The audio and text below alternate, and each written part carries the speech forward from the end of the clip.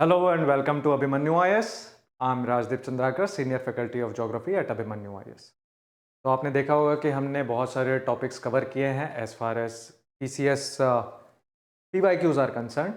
Now we are moving into the environment PYQs, and one of the most important area as far as environment is concerned is biodiversity.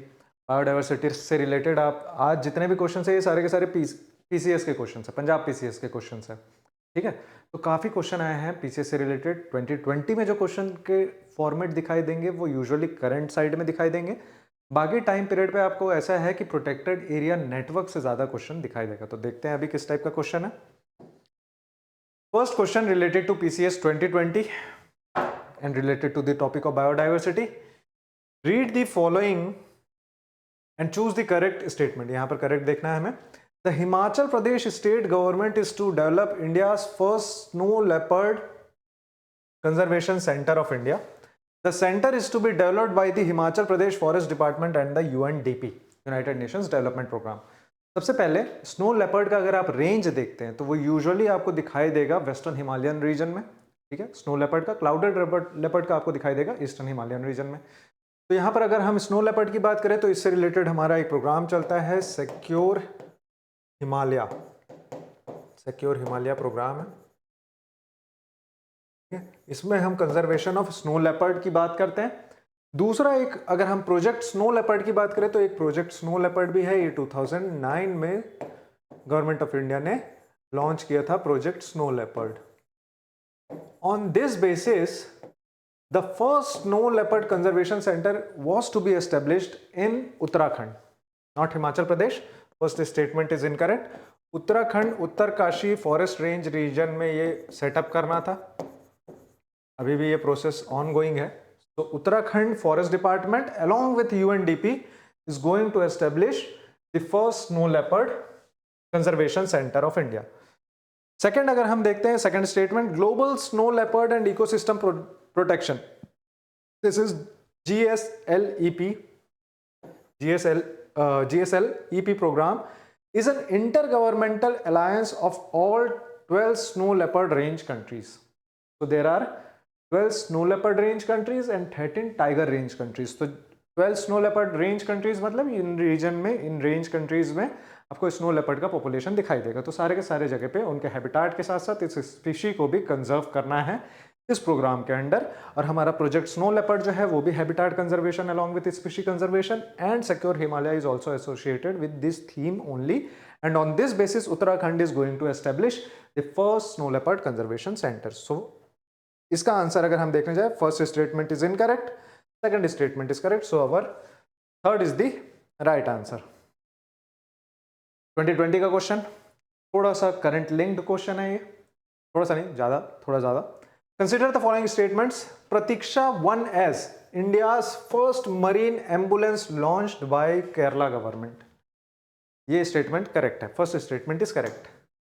Marine ambulance है ये. It aims to save the endangered Indian mackerel, which is a fish species, and olive ridley turtles from poachers of the Kerala coast. This statement is wrong. Because ambulance जो है, ये वाला जो मरीन ambulance है Pratiksha 1S, this is related to saving the life of fisherman in the waters of around the Kerala coast, ठीक है। तो फिशरमैन का लाइफ सेव करना है rather than this endangered species. So first statement is correct, second statement is incorrect, hence A is the correct answer as far as this question is concern.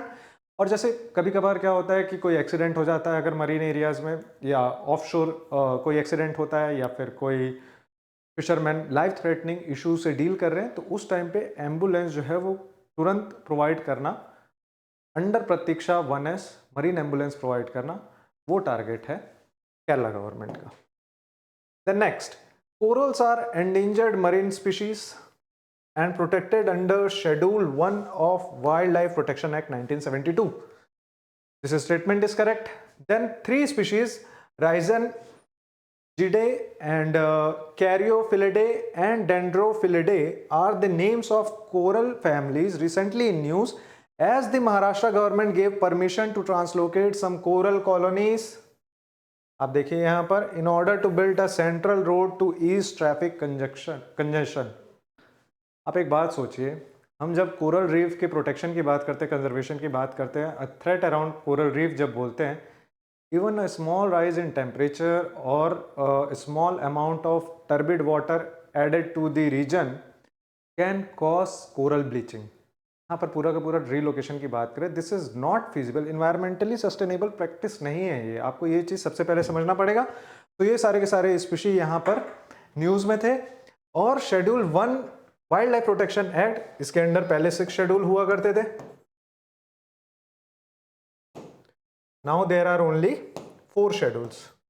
जो 2022 में amendment हुआ है उस point of view से अगर देखने जाए तो 2022 WPA amendment provides 4 schedules, जिसमें कि first 2 schedules are related to fauna, third schedule is related to floral species and the fourth schedule is related to the CITES appendix species। ठीक है, तो उस पॉइंट ऑफ व्यू से both the statements are correct, both 1 and 2 are correct as far as this question is concerned। ये भी current affairs point of view से news में था।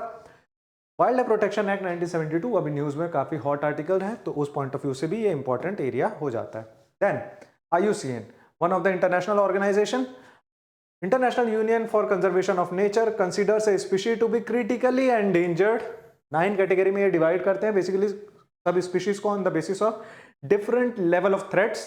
Critically endangered if the spatial measure extent of occurrence is estimated to be less than 100 square kilometre. Critically endangered species होने का 2 criteria हो सकते हैं, एक कि less than 100 square kilometre area में ही वो लिमिट हो गया उनका पॉपुलेशन, पहला तो ये एरिया स्पेसिफिक हो गया। दूसरा जो है वो पॉपुलेशन डिक्लाइन के पॉइंट ऑफ व्यू से है कि इतना पॉपुलेशन डिक्लाइन हो चुका है कि now it can not be reversed और the population decline is around 90%। अगर ये चीज आपको दिखाई देता है then that is critically endangered species. तो ये क्राइटेरिया है IUCN का, ठीक है।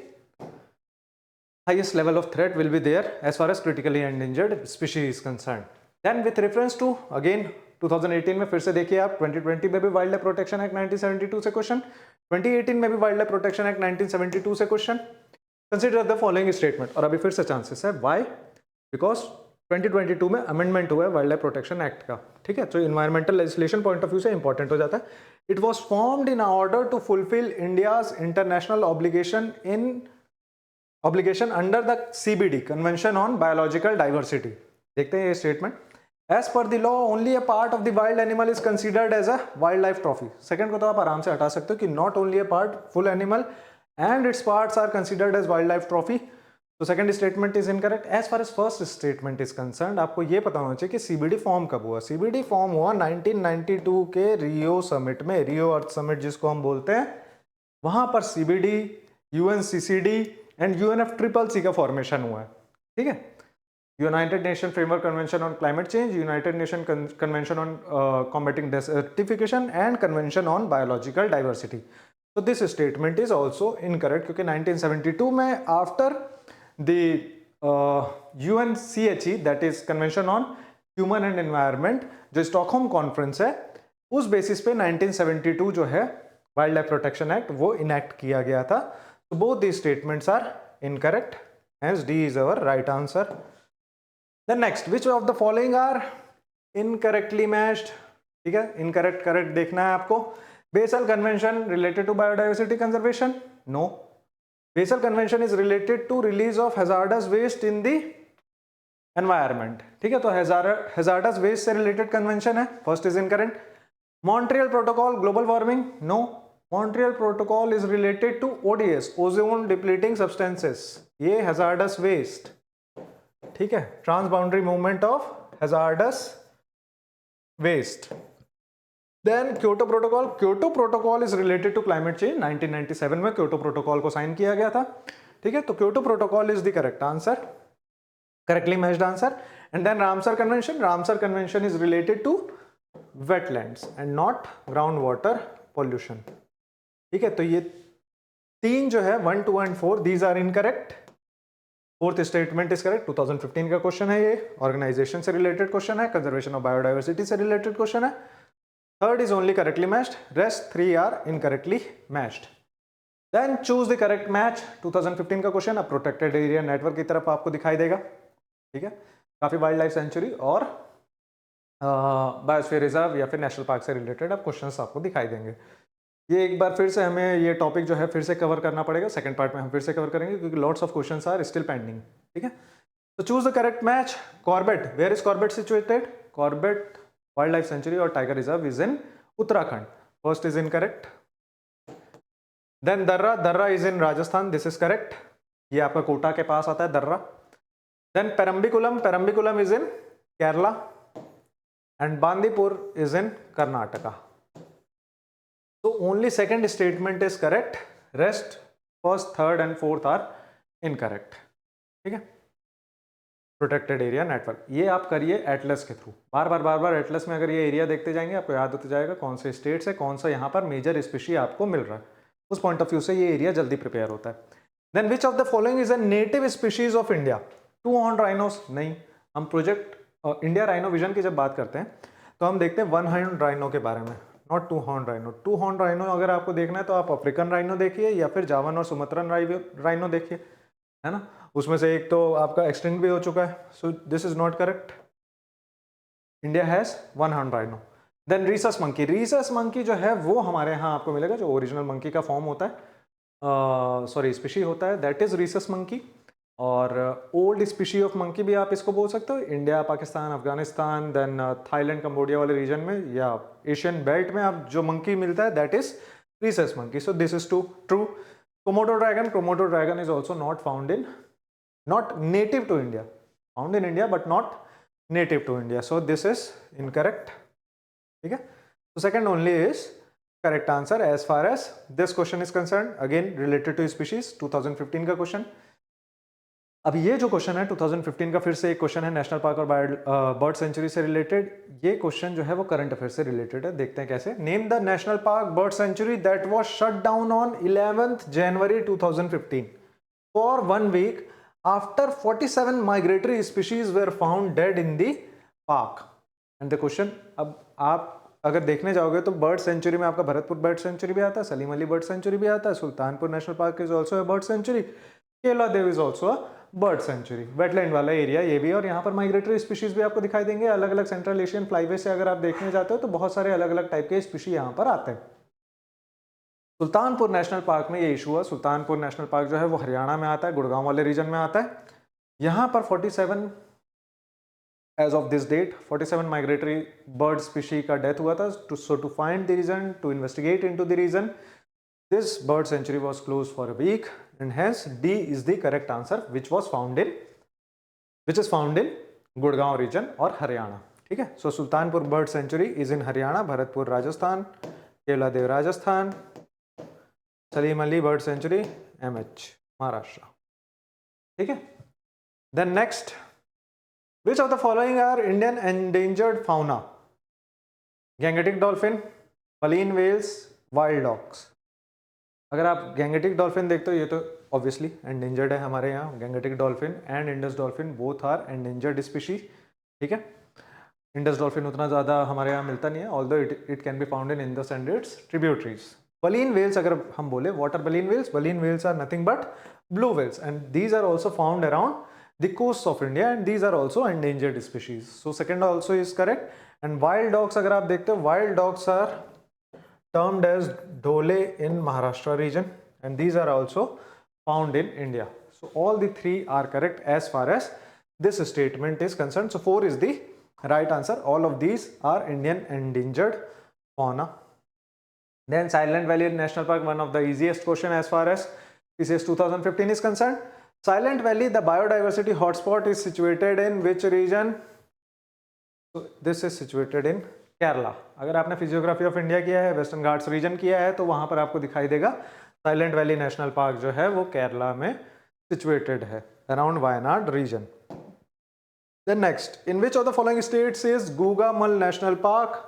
PCS 2015-14 का क्वेश्चन है, कर्नाटका, आंध्रा, महाराष्ट्र और उड़ीसा। तो the correct answer for this question is Maharashtra. इस टाइप के क्वेश्चन को अगर आपने सॉल्व करना है तो आपको बार बार एटलस देखना पड़ेगा और एटलीस्ट प्रीवियस ईयर क्वेश्चन देखना पड़ेगा, such that you know where all these are found, such that you will be able to eliminate the options. ठीक है, the next, in an effort to protect critically endangered vultures, important species. From being extinct, BNHS, Bombay Natural History Society, has decided to set up vulture safe zone. किस reason में इन्होंने decide किया? 2014 का question है. अगर वो देखने जाते हैं कि किस रीजन में इन्होंने डिसाइड किया था, तो for this question the answer is Bundelkhand in Madhya Pradesh. This is correct.